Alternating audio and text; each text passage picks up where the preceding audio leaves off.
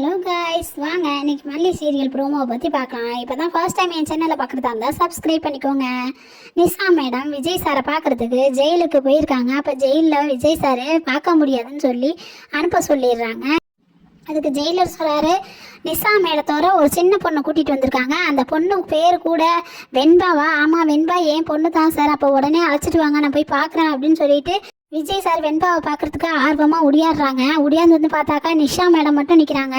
Nisha madam கேட்குறாங்க, எனக்கு இந்த சாரி எப்படி இருக்குன்னு சொல்லுங்க மாமா, நல்லா இருக்கா அப்படின்னு சொல்லி கேட்குறாங்க. விஜய் சார் சொல்கிறாங்க, அதெல்லாம் விடு, என் பொண்ணு எங்கே, வெண்பாவை கூப்பிடு, வெண்பாவை நான் பார்க்கணும் அப்படின்னு சொல்லி சொல்கிறாங்க. அதுக்கு நிஷா மேடம் சொல்கிறாங்க, வெண்பாவை உங்கள் கண்ணில் காட்டவே மாட்டேன் அப்படின்னு சொல்லி சொல்கிறாங்க. அதுக்கப்புறம் ராஜி மேடமும் ரஞ்சிதா மேடமும் காரை ஒரு வீட்டு முன்னாடி பார்க்கிங் பண்ணிட்டு இறங்கி போகிறாங்க.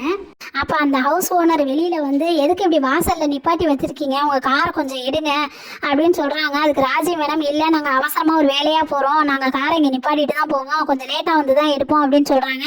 அதுக்கு அந்த ஹவுஸ் ஓனர் சொல்கிறாங்க, இல்லை எங்கள் வீட்டு வாசல் முன்னாடி நிற்கிது, நீங்கள் கொஞ்சம் எடுங்க, கேட்டு முன்னாடி நிப்பாட்டக்கூடாது அப்படின்னு சொல்லி சொல்கிறாங்க. நீங்கள் இந்த காரை எடுக்காமல் இங்கேருந்து ஒரு அடி கூட நகர முடியாது அப்படின்னு சொல்கிறாங்க. ஏங்கிட்டே நீ திமுறா பேசுறியா அப்படின்னு சொல்லி ராஜி மேடம் அவங்கள கையை வாங்கி அடிக்க போயிடுறாங்க. அப்போ அந்த ஹவுஸ் ஓனரோட ஒய்ஃப் வந்து அவங்கள தள்ளி விட்டுட்டு அவங்க நின்றுறாங்க. அப்போ அவங்க ஒய்ஃப் மேலே வந்து அடி விழுந்துருது. அவங்க ராஜி மேடத்தை பார்த்து முறைக்கிறாங்க. அதுக்கப்புறம் என்ன நடக்க போகுதுன்னு அடுத்து வரப்போகிற கதையில் பார்க்கலாம். தேங்க்யூ.